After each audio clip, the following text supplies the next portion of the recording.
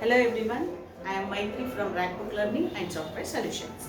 Yeah, in today's class we are discuss about averages. It's a very important topic.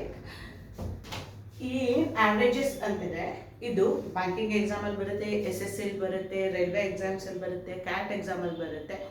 ಏನೇನು ನೀವು competitive exams ಗಳಿಗೆ apply ಮಾಡ್ತೀರಾ ಆ ಎಲ್ಲ ಎಕ್ಸಾಮ್ಸ್ ಗಳಲ್ಲೂ ಈ ಟಾಪಿಕ್ ತುಂಬಾ ಇಂಪಾರ್ಟೆಂಟ್ ಆಗಿದೆ. ಯಾ, ಇದು ಮಿನಿಮಮ್ ಬ್ಯಾಂಕಿಂಗ್ ಎಕ್ಸಾಮಲ್ಲಿ minimum 1 to for example for ಬ್ಯಾಂಕಿಂಗಲ್ಲಿ 1 to 2 ಕ್ವೆಶನ್ಸ್ ಅಂತ ಇರುತ್ತೆ. Minimum 1 to 2. ಮೋರ್ ಅಂತ ಏನಾದರೂ ಹೇಳಿದ್ರೆ ಈಗ ರೂರಲ್ ಬ್ಯಾಂಕ್ ಅದರಲ್ಲೆಲ್ಲ ಕೊಟ್ಟರೆ ಮಿನಿಮಮ್ 5 ಕ್ವೆಶನ್ಸ್ ಅಂತ ಬರುತ್ತೆ. ಸೇಮ್ SSCಲೂ ಹಾಗೆ SSCಲೂ ನಿಮಗೆ 1 to 4 ಕ್ವೆಶನ್ಸ್ ಕೇಳೋ ಚಾನ್ಸಸ್ ಇರುತ್ತೆ. ರೈಲ್ವೆ ಎಕ್ಸಾಮ್ RRB ಏನು ಕಾಲ್ ಮಾಡ್ತಾರೆ ದಟ್ ರೈಲ್ವೆ ಎಕ್ಸಾಮಲ್ಲೂ ನಿಮಗೆ ಮಿನಿಮಮ್ 1 to 4 ಕ್ವೆಶನ್ಸ್ ಕೇಳೋ ಚಾನ್ಸ್ ಇರುತ್ತೆ. ಅದರಿಂದ ಈ ಟಾಪಿಕ್ ತುಂಬ ಇಂಪಾರ್ಟೆಂಟ್. ಆ್ಯಂಡ್ ಇವತ್ತಿನ ಕ್ಲಾಸಲ್ಲಿ ನಾವು ಆವ್ರೇಜಸ್ ಬೇಸಿಕ್ಸ್ ನೋಡೋಣ. ಆವ್ರೇಜಸ್ ಹೇಗೆ, ಏನು ಆವ್ರೇಜಸ್ ಅಂದರೆ ಆ ಬೇಸಿಕ್ ಕಾನ್ಸೆಪ್ಟ್ನ ಅರ್ಥ ಮಾಡ್ಕೊಳ್ಳೋಣ. ಇನ್ನು ನೆಕ್ಸ್ಟ್ ಕ್ಲಾಸಲ್ಲಿ ಅದ್ರ ಬೇಸಿಸ್ ಮೇಲೆ ಹೇಗೆ ಕ್ವೆಶನ್ಸ್ ಕೇಳ್ತಾರೆ, ನಾವು ಹೇಗೆ ಶಾರ್ಟಾಗಿ ಆನ್ಸರ್ ಮಾಡ್ಬೋದು ಅದನ್ನು ನೋಡೋಣ. ಯಾ, ಸ್ಟಾರ್ಟ್ ಮಾಡೋಣ. ಯಾ, ಫಸ್ಟು ಆವ್ರೇಜ್ಗೆ ಒಂದು ಫಾರ್ಮುಲಾ ಇದೆ. ಜನರಲ್ ಆಗಿ ನೀವು ಓದಿರ್ತೀರ. ಆ್ಯಕ್ಚುಲಿ ಇದೆಲ್ಲ ವಿತಿನ್ 10th ಅಲ್ಲಿರೋಂಥ ಕ್ವೆಶನ್ಸ್ಗಳೇ ನಿಮ್ಗೆ ಏನಿದ್ರು ಕಾಂಪಿಟೇಟಿವ್ ಎಕ್ಸಾಮ್ಸ್ಗಳಲ್ಲಿ ಬರೋದು. ಆವ್ರೇಜ್ಗೆ ಈಗ ನಾನು ಒಂದು ಫಾರ್ಮುಲಾ ಬರೀತೀನಿ. ಆ ಫಾರ್ಮುಲಾ ಬೇಸ್ ಮೇಲೆ ನಾವು ಕ್ಲಾಸ್ ಮಾಡ್ತಾ ಹೋಗೋಣ ಇವತ್ತು. Yeah, for average is equal to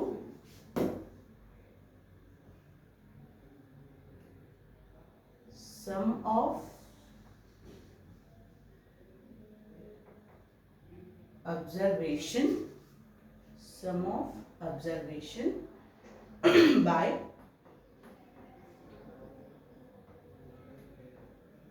number of observation.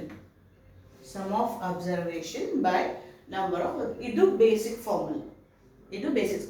What is sum of observation, what is number of observation? Sum series ಏನೋ ಕೊಟ್ಟಿರ್ತಾನೆ ನಿಮ್ಗೆ 1 2 3 4 ಏನಾದರೂ ಕೊಟ್ಟಿರ್ತಾರೆ. ಸಮ್ ಆಫ್ ಅಬ್ಸರ್ವೇಷನ್ ಅಂದರೆ ಅದ್ರದ್ದು ಸಮ್ ಆ್ಯಡ್ ಮಾಡಿದಾಗ ಏನು ನಂಬರ್ ಬರುತ್ತೆ ಅದನ್ನ ಸಮ್ ಆಫ್ ಅಬ್ಸರ್ವೇಷನ್ ಅಂತ ಕರಿತೀವಿ. ನಂಬರ್ ಆಫ್ ಅಬ್ಸರ್ವೇಷನ್ ಅವ್ನು ಕೊಟ್ಟಿರೋ ಕ್ವೆಶನ್ಸ್ ಅಲ್ಲಿ ಎಷ್ಟು ನಂಬರ್ಸ್ ಇದೆ ಅದನ್ನ ನಂಬರ್ ಆಫ್ ಅಬ್ಸರ್ವೇಷನ್ ಅಂತ ಕರಿತೀವಿ. It's a very important formula. ಈಗ ಒಂದು ಎಕ್ಸಾಂಪಲ್ ಇಂದ ನೋಡೋಣ ಏನ್ ಬರುತ್ತೆ ಎಕ್ಸಾಂಪಲ್ ಅಂತ ನೋಡ್ತಾ ಪ್ರಾಬ್ಲಮ್ ಸಾಲ್ವ್ ಮಾಡೋಣ. Yeah, first example I consider here. First one 1 2 3 4 5 ಈಗ ಕೊಟ್ಟಿರ್ತಾರೆ 1 2 3 4 5. Find the average of this number ಅಂತ ಕೇಳ್ತೀನಿ. Find the average of this number. ಏನು ಜನರಲ್ ಆಗಿ ನಾವು ಬೇಸಿಕ್ ಆಗಿ ಮಾಡೋದಕ್ಕೆ ಈ ಫಾರ್ಮುಲಾ ಯೂಸ್ ಮಾಡ್ತೀವಿ. Average equal to sum of observation by number of observation. ಇದರಲ್ಲಿ 3 ತರ ಮಾಡ್ಬೋದು. ನಾನು 1 by 1 ಆಗಿ ನಿಧಾನಕ್ಕೆ ಹೇಳ್ತೀನಿ, ನಿಧಾನಕ್ಕೆ ಹೇಳ್ಕೊಳ್ಳಿ. ಯಾ, ಇದಕ್ಕೆ ನಾವು ಆವರೇಜ್ ಕಂಡುಹಿಡಿತೀವಿ ಅಂದ್ರೆ ಏನಾಗುತ್ತೆ, ಸಮ್ ಆಫ್ ಅಬ್ಸರ್ವೇಷನ್ ಅಂತಿದೆ. ಸಮ್ ಆಫ್ ಅಬ್ಸರ್ವೇಷನ್ ಅಂದ್ರೆ we need to add this numbers. ಇದೆಷ್ಟನ್ನು ಆಡ್ ಮಾಡಿದ್ರೆ ಏನ್ ಬರುತ್ತೆ ಅದನ್ನ ನಾವು ಇಲ್ಲಿ ಬರೀಬೇಕು. ಆಯ್ತಾ?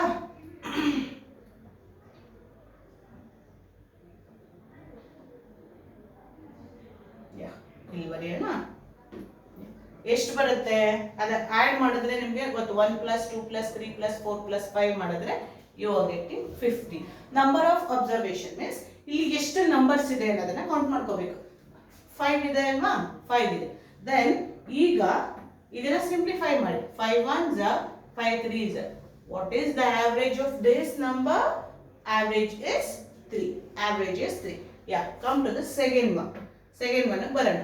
ಇದನ್ನ ಫಸ್ಟ್ ಒನ್ ಅನ್ಕೊಳ್ಳಿ, ಸೆಕೆಂಡ್ ಒನ್ ಎಕ್ಸಾಂಪಲ್ಗೆ ಬರೋಣ. ಹಾಗೆ 5 10 15 20 25 30 35. I am consider this 30 35. Yeah, what we need to do first, we need to add all the given numbers. Add ಮಾಡಿ ಎಲ್ಲ ನಂಬರ್ಸ್ನ ಆಡ್ ಮಾಡಿದ್ರೆ you are getting 140. ಎಷ್ಟು ನಂಬರ್ ಇದೆ? You count 3 + 7 7 9. What is the average? 7 1s are 7 20s. Average ಎಷ್ಟು ಬಂತು ನಿಮಗೆ? 20 ಬಂತು. Average 20 ಬಂತು. I am consider another one example. third one 21, 25, 29, 38, 37. Same procedure, we need to add all these numbers, and what we are getting, if we are adding this one, we are getting 145. How many numbers are there here? 5 numbers ಇದೆ. Simplify ಮಾಡಿ, you are getting, simplify ಮಾಡಿದ್ರೆ you are getting like this, 5 ones are 5, 20 9s are 520. Usually, basically, traditionally we are using this method. ನಾವು previous class ಅಲ್ಲೆಲ್ಲ ಕಲ್ತಿರೋ ಪ್ರಕಾರ ನೀವೇನು ಚಿಕ್ಕದರಲ್ಲೆಲ್ಲ ಓದಿರ್ತೀರಾ ಅದ್ರ ಪ್ರಕಾರ ನಾವು ಮಾಡೋದಾದ್ರೆ ಆವರೇಜಸ್ ನ ಈ ತರ ಫೈಂಡ್ ಔಟ್ ಮಾಡ್ತೀವಿ. ಆಡ್ ಮಾಡ್ತೀವಿ, ಆಡ್ ಮಾಡಿ ಬರೋ ಅಮೌಂಟ್ ಬರೀತೀವಿ, ಮತ್ತೆ ಎಷ್ಟು ನಂಬರ್ಸ್ ಇದೆ ಅದ ನಂಬರ್ಸ್ ಬರೀತೀರಾ, ಆ ನಂಬರ್ಸಿನ ಅದನ್ನ ಸಿಂಪ್ಲಿಫೈ ಮಾಡಿದ್ರೆ ಏನ್ ಆನ್ಸರ್ಸ್ ಬರುತ್ತೆ ನಿಮ್ಗೆ ಅದನ್ನ ಆವರೇಜಸ್ ಅಂತ ಕರೀತೀರಾ, ಆವರೇಜಸ್ ಅಂತ ಕರೀತೀವಿ. ಬಟ್ ಬ್ಯಾಂಕಿಂಗ್ ಎಕ್ಸಾಮ್ ಅಲ್ಲಿ ಇಷ್ಟೊಂದು ಏನೋ ಇಲ್ಲಿ ಸಿಂಪಲ್ ನಂಬರ್ಸ್ ಕೊಟ್ಟಿದ್ದಾನೆ, ಬಟ್ ಬ್ಯಾಂಕಿಂಗ್ ಎಕ್ಸಾಮ್ಸ್ ಅಲ್ಲಿ ಏನ್ ಮಾಡ್ತಾನೆ ಯೂಜ್ ನಂಬರ್ಸ್ ಕೊಡ್ತಾನೆ. ಇಲ್ಲಿ ಸಿಂಗಲ್ ಡಿಜಿಟ್ ಕೊಟ್ಟಿರ್ತಾನೆ, ಅವ್ನು 5 ಡಿಜಿಟ್ಸ್ 6 ಡಿಜಿಟ್ಸ್ 3 ಡಿಜಿಟ್ಸ್ ಆ ತರ ಕೊಟ್ಟಾಗ ಅದನ್ನ ಆಡ್ ಅಪ್ ಮಾಡ್ತಾ ಕೂತ್ಕೊಂಡ್ರೆ ತುಂಬಾ ಟೈಮ್ ಆಗುತ್ತೆ, ಡಿವಿಷನ್ ಮಾಡೋದಕ್ಕೂ ತುಂಬಾ ಟೈಮ್ ಆಗುತ್ತೆ. ಆಯ್ತಾ, ಅದಕ್ಕೆ ಶಾರ್ಟ್ ಟ್ರಿಕ್ಸ್ ಹೇಗೆ ಮಾಡೋದಂತ ನೋಡೋಣ. ಯಾ ಫಸ್ಟ್ ಇದರಲ್ಲಿ ಏನ್ ಅಬ್ಸರ್ವ್ ಮಾಡ್ಬೇಕಂದ್ರೆ ಕೊಟ್ಟಿರೋ ಅಂತ ಸೀರೀಸ್, ಕೊಟ್ಟಿರೋ ಅಂತ ನಂಬರ್ಸ್ ಅರ್ಥಮೆಟಿಕ್ ಪ್ರೋಗ್ರೆಷನ್ ಅಲ್ಲಿ ಇದೆಯಾ ಅಂತ ನೋಡ್ಬೇಕು. What is the meaning of arithmetic progression? What is the meaning of arithmetic progression? Arithmetic progression we need to check ಕೊಟ್ಟಿರುವಂತ numbers arithmetic progression. Arithmetic progression ಅಂದ್ರೆ ಪ್ರತಿ ನಂಬರ್ಗೂ ಇರೋ ಡಿಫರೆನ್ಸ್ ಏನಿರುತ್ತೆ ಅದು ಸೇಮ್ ಇರಬೇಕು, ಕಾಮನ್ ಡಿಫರೆನ್ಸ್ ಆಗಿರ್ಬೇಕು. ಫಾರ್ ಎಕ್ಸಾಂಪಲ್ ಫಸ್ಟ್ ಒನ್ ಅನ್ನ ಕನ್ಸಿಡರ್ ಮಾಡಿ, 1 ಮತ್ತೆ 2 ಗೆ ಇರುವಂತ ಡಿಫರೆನ್ಸ್ ಏನು? 1 ಅಲ್ವಾ. 2 ಮತ್ತೆ 3 ಗೆ ಇರುವಂತ ಡಿಫರೆನ್ಸ್ ಏನು? 1. ಸೇಮ್ ಥಿಂಗ್ 3 ಮತ್ತೆ 4 ಗೆ ಇರೋ ಡಿಫರೆನ್ಸ್ ಏನು? 1. 4 ಮತ್ತೆ 5 ಗೆ ಇರೋ ಡಿಫರೆನ್ಸ್ ಏನು? 1. ಕಾಮನ್ ಡಿಫರೆನ್ಸ್, ಎಲ್ಲಾ ನಂಬರ್ ಮಧ್ಯೆ ಡಿಫರೆನ್ಸ್ ಏನಿರುತ್ತೆ ಅದು ಸೇಮ್ ಇದ್ರೆ we call that is a arithmetic progression. We need to check these two also. 5 5 ಇದು 5 ಇದೆ, ಇದು 5 ಇದೆ, ಇದು 5 ಇದೆ. ಚೆಕ್ ಮಾಡಿ ನೀವು ಬೇಕಾದ್ರೆ ಇದೆಲ್ಲ 5 5 ಇದೆ. ದೆನ್ ಈ ಸೀರೀಸ್ ಏನಿದೆ ಅರ್ಥಮೆಟಿಕ್ ಪ್ರೋಗ್ರೆಷನ್ ಸೀರೀಸ್ ಅಲ್ಲಿ ಇದೆ. ಸೇಮ್ ಇದು ಆಗಿ ಇದು ಡಿಫರೆನ್ಸ್ 4, ಇದು 4, ಇದು 4, sorry this is 33. Wait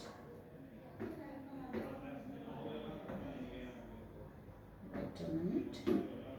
This number is 33. 4. Okay.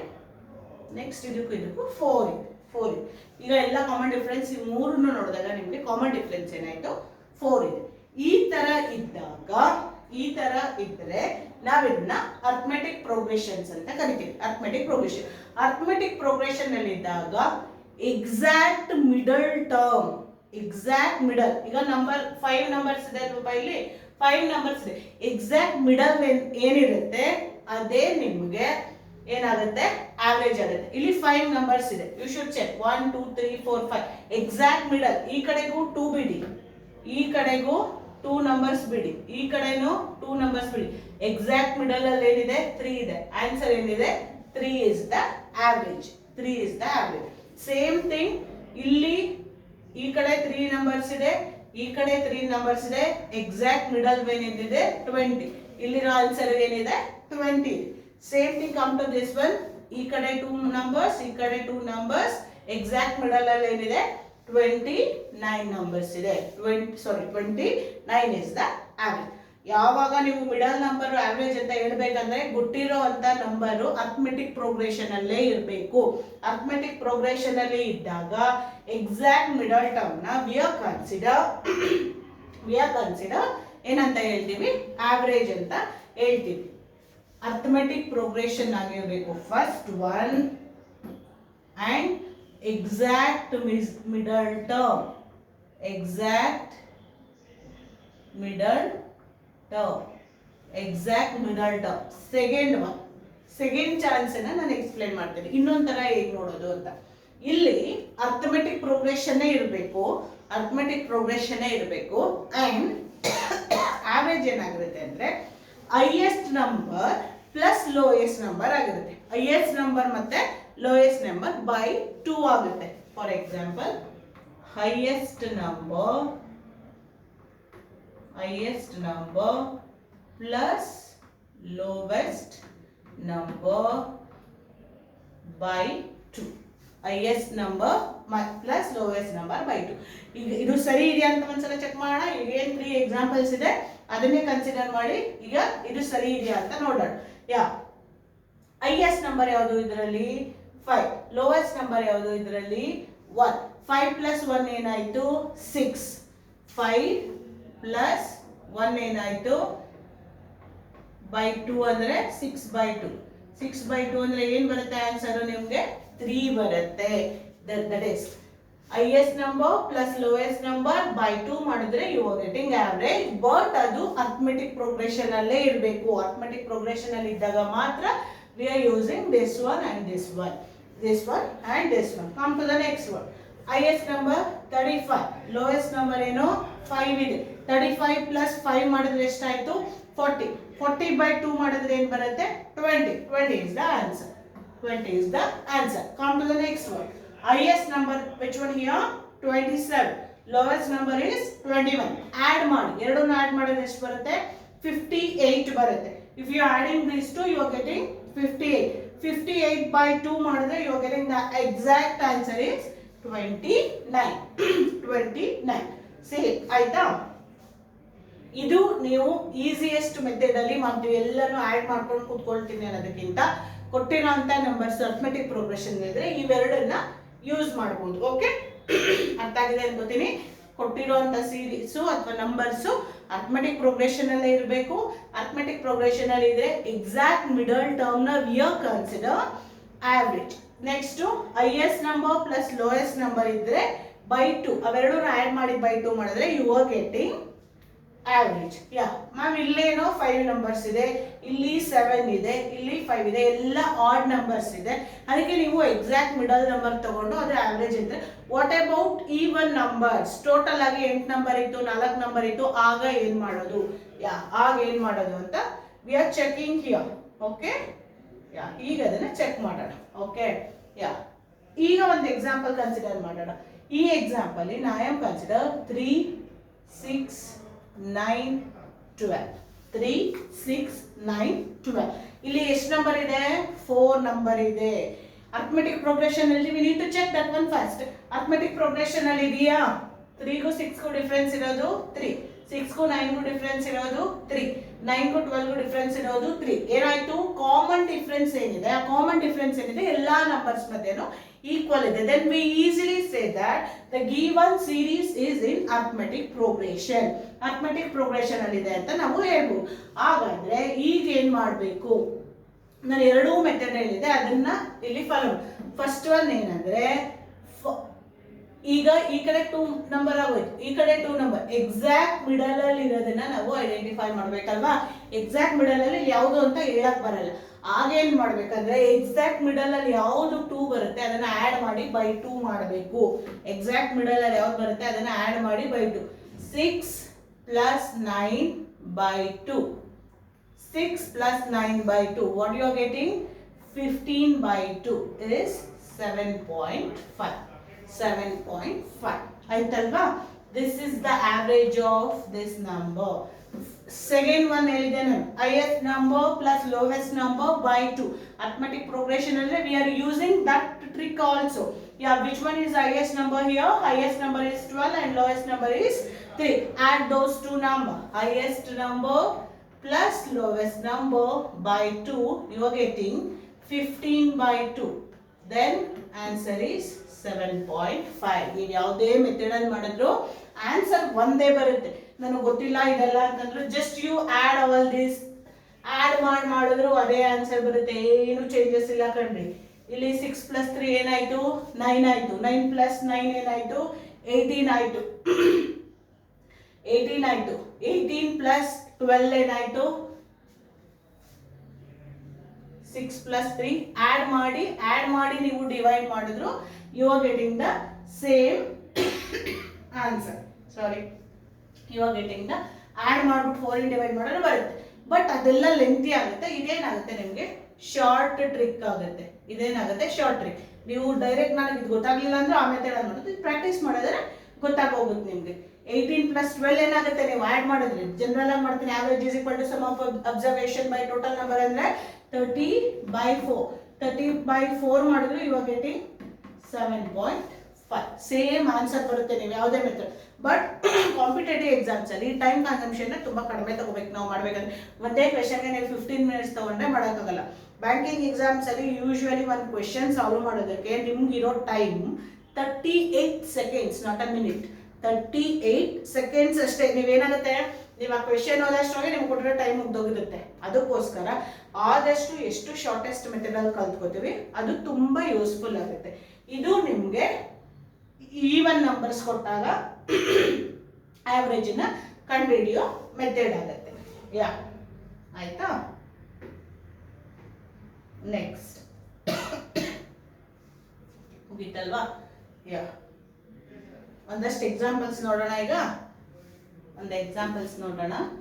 First one 4, 8, 12, 16, 20. 4, 8, 12, 16, 20. Find the average of this number. ಏನ್ ಮಾಡಬೇಕು, ನಿಮ್ಗೆ ಈ ತರ ಕೊಟ್ಟಿರ್ತಾರೆ ಆವ್ರೇಜ್ ಆಫ್ ದಿಸ್ ನಂಬರ್ ಅಂದಾಗ ಫಸ್ಟ್ ಅರ್ಥಮೆಟಿಕ್ ಪ್ರೋಗ್ರೆಷನ್ ಅಲ್ಲಿ ಇದೆಯಾ ಅಂತ ಚೆಕ್ ಮಾಡ್ತೀರಾ. ಅರ್ಥಮೆಟಿಕ್ ಪ್ರೋಗ್ರೆಷನ್ ಅಲ್ಲಿ ಇದೆಯಾ ಅಂದ್ರೆ 4 to 8 ಏನಿದೆ difference 4, 8 to 12 difference 4, 12 to 14 difference 4, 16 to 20 difference 4. Then the given equation is in arithmetic progression. The given series is in arithmetic progression. Direct ಆಗಿ ಏನು ಹೇಳ್ಬೋದು ನಾವು, exact middle term. If the given series is in arithmetic progression, exact middle term is average. Exact middle term ಯಾವುದಿದೆ ಇದರಲ್ಲಿ? exact middle. ಈ ಕಡೆ 2 number, ಈ ಕಡೆ 2 ನಂಬರ್ ಬಿಟ್ರೆ exact middle. average ಏನಾಯ್ತು ಇಲ್ಲಿಗೆ? average is equal to 12 ಆಯಿತು. average equal to 12. Suppose highest number plus lowest number ತಗೊಳ್ತೀನಿ. highest number 20, lowest number 4 divided by 2. 24 by 2, you are getting answer is 12. You are getting answer is 12. Suppose ಇದಿಷ್ಟನ್ನು add ಮಾಡಿ 5 number ಇಂದ divide ಮಾಡಿದ್ರೆ you are getting the same answer. This is the answer. ಅಲ್ವಾ? ಇದೆಲ್ಲ ಮಾಡೋದಕ್ಕಿಂತ add ಮಾಡಿ ಎಲ್ಲ ನೋಡಿದ ತಕ್ಷಣ ಓ ಇದಿದೆ ಎಕ್ಸಾಕ್ಟ್ ಮಿಡಲ್ ಅರ್ಥಮೆಟಿಕ್ ಪ್ರೋಗ್ರೆಷನ್ ಅಲ್ಲಿ ಇದೆ. ದೆನ್ ಎಕ್ಸಾಕ್ಟ್ ಮಿಡಲ್ ಒನ್ ಏನಿದೆ that is that. Short text, no pen and paper ಯೂಸೇ ಇಲ್ಲ. ಜಸ್ಟ್ ನೋಡಿದ ತಕ್ಷಣ ಅದನ್ನ ಆನ್ಸರ್ ಮಾಡೋ ಥರ ಇರಬೇಕು. Shall I move next one? Yeah, next example I consider. Second example 6, 12, 18, ನಾನು ಇದೆಲ್ಲ ಬರೆಸ್ತಾ ಇರೋದು ಜಸ್ಟ್ ನಿಮಗೆ ಪ್ರಾಕ್ಟೀಸ್ ಆಗಲಿ ಅಂತ. ಇನ್ ನೆಕ್ಸ್ಟ್ ಕ್ಲಾಸಲ್ಲಿ ಎಕ್ಸಾಮ್ಸಲ್ಲಿ ಯಾವ ಥರ ಕ್ವೆಶನ್ಸ್ ಕೇಳ್ತಾನೆ ಆ ಕ್ವೆಶನ್ನ ಹೇಗೆ ಸಾಲ್ವ್ ಮಾಡೋದಂತ ನೋಡೋಣ. ಸಮ್ ಎಕ್ಸಾಂಪಲ್ಸ್ ತೊಗೊಂಡ್ರೆ ನಿಮ್ಗೆ ಪ್ರಾಕ್ಟೀಸು ಹೌದು ಅಂತ ನಿಮ್ಮ ತಲೆಯಲ್ಲಿ ಉಳಿಯುತ್ತೆ. ಅದಕ್ಕೋಸ್ಕರ ಇದನ್ನು ಮಾಡ್ತಾ ಇದ್ದೀನಿ. ಯಾ ಈಗ ಸೇಮ್ ಕೊಟ್ಟಿರ್ತಾನೆ ಒಂದು ಈಕ್ವೇಶನ್. ಆ ಈಕ್ವೇಶನ್ ಅರ್ಥಮೆಟಿಕ್ ಪ್ರೋಗ್ರೆಷನ್ ಅಲ್ಲಿ ಇದೆಯಾ ಅಂತ ನೀವು ನೋಡಬೇಕು. ಕೊಟ್ಟಿರೋ ಸೀರೀಸು ಅರ್ಥಮೆಟಿಕ್ ಪ್ರೋಗ್ರೆಷನ್ ಅಲ್ಲಿ ಇದೆಯಾ ಅಂತ ನೋಡೋದಕ್ಕೇನು ಕಾಮನ್ ಡಿಫ್ರೆನ್ಸ್ ಸೇಮ್ ಇರಬೇಕು. 6 minus 12, 6. 12 minus 18, 6. 18 minus 24, 6. ಎಲ್ಲದರದ್ದು ಡಿಫ್ರೆನ್ಸ್ ನ ನೋಡಿದಾಗ you are getting common difference.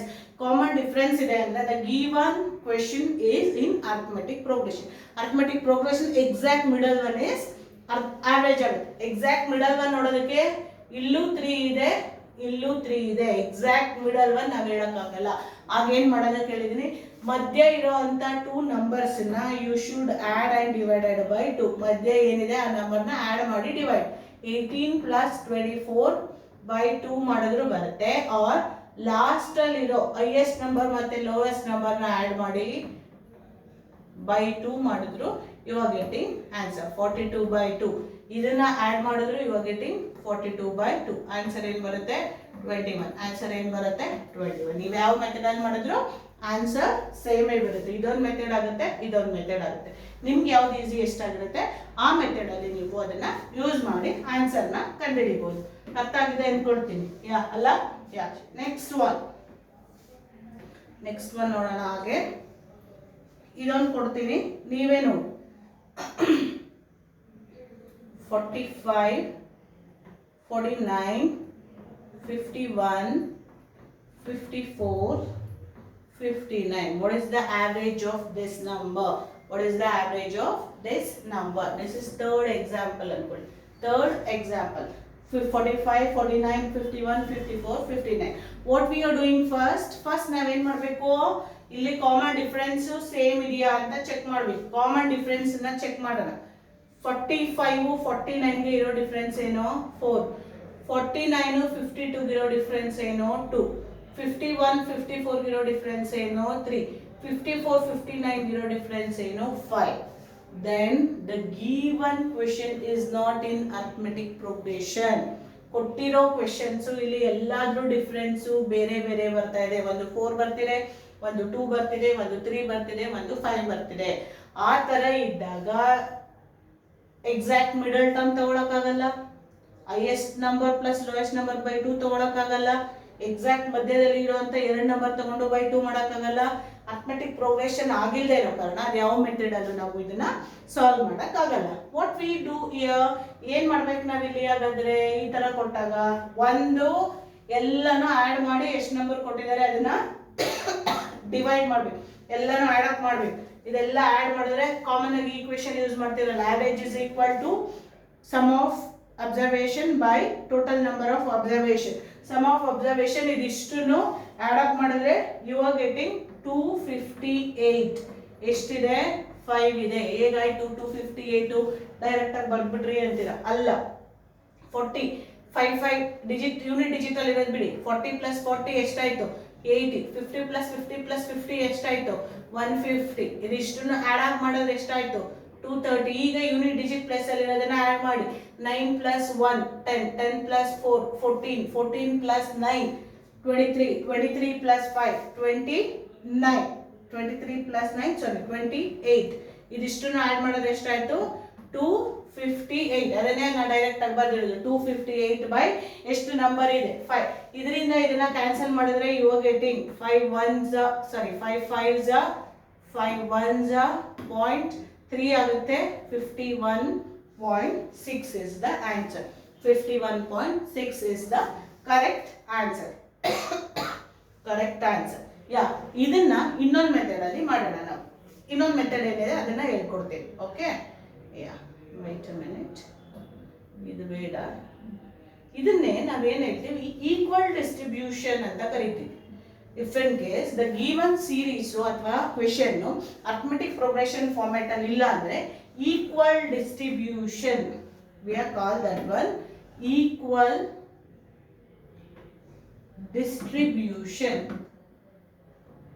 Equal distribution ಅಂತ ಕರಿತೀವಿ. ಏನು ಈಕ್ವಲ್? ಆವರೇಜ್ ಅಂದ್ರೆ ಏನು? ಈಗ 5 ಜನ ಇರ್ತಾರೆ, ಫಾರ್ ಎಕ್ಸಾಂಪಲ್ ಹೇಳ್ತೀವಿ. ನನ್ನ ಹತ್ರ 20 ಪೆನ್ ಇರುತ್ತೆ, 10 ಜನ ಸ್ಟೂಡೆಂಟ್ಸ್ ಇರ್ತಾರೆ. ಈಕ್ವಲ್ ಆಗಿ ಆ 20 ಪೆನ್ನ 10 ಜನಕ್ಕೆ ಡಿವೈಡ್ ಮಾಡಬೇಕು. ಎಷ್ಟೆಷ್ಟು ಬರುತ್ತೆ? ಒಬ್ಬೊಬ್ರಿಗೆ ಏನು ಬರುತ್ತೆ? 2. ಹೇಗೆ ಮಾಡ್ತೀವಿ? 20 20 ಇದೆ. 20 ಎಷ್ಟು ಜನ ಇದ್ದಾರೆ? ನನ್ನ ಹತ್ರ 20 ಪೆನ್ಸ್ ಇದೆ.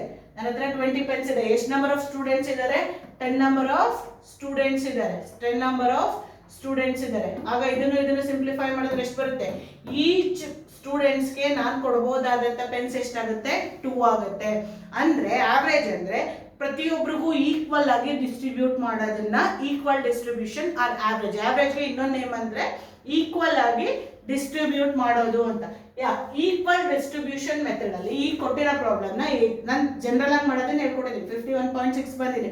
ಸೇಮ್ ಈಕ್ವಲ್ ಡಿಸ್ಟ್ರಿಬ್ಯೂಷನ್ ಮೆಥಡ್ ಅಲ್ಲಿ ಮಾಡ್ತೀನಿ ಅಂದ್ರೆ ಹೇಗೆ ಬರುತ್ತೆ ಅಂತ ನೋಡೋಣ. ಇದೇ ಪ್ರಾಬ್ಲಮ್. ಓಕೆ,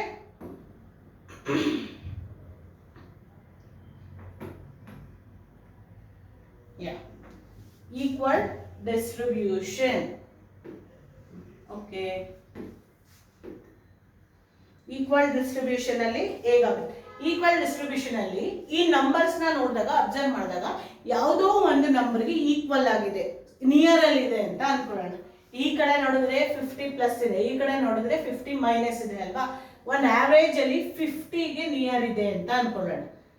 50ಗೆ ನಿಯರ್ ಇದೆ ಅಂತ ಅನ್ಕೊಳ್ಳೋಣ. 50ಗೆ ಎಷ್ಟೆಷ್ಟರಲ್ಲಿ ಇದೆ ನೋಡ್ಬೇಕು. 50ಗಿಂತ ಈ 45 ಎಷ್ಟು ಕಡಿಮೆ ಇದೆ? -5 ಅಷ್ಟು ಕಡಿಮೆ ಇದೆ. 49 ಎಷ್ಟು ಕಡಿಮೆ ಇದೆ? -1 ಅಷ್ಟು ಕಡಿಮೆ ಇದೆ.